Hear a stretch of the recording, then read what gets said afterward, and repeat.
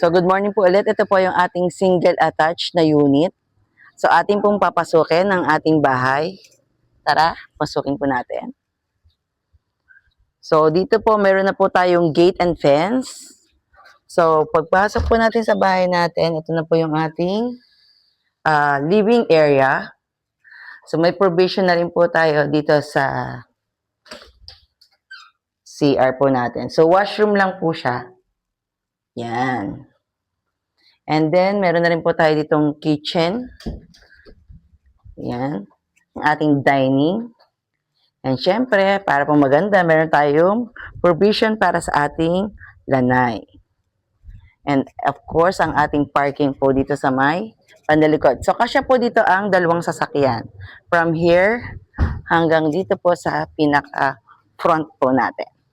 Kasya na po dito ang ating dalawang car. So, balik po ulit tayo sa loob. Pasok po tayo ulit.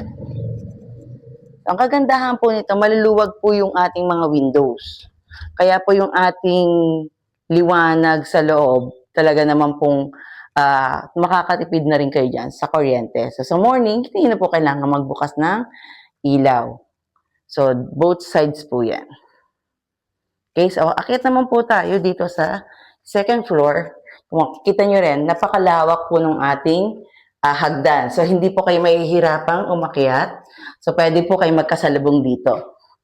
So, dito po sa ating bahay, provision po siya sa dalawang rooms. So, ito yung unang room. Yan, sobrang ganda. And then, meron na rin po itong CR dito sa taas.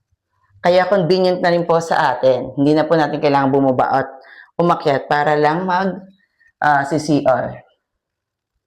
And then, ito yung ating pinaka master's bedroom. Yan, so ang ganda ng ating view. So, habang tayo ay nahihiga, pwede nagkakape habang naandito pa sa kama. Ayan.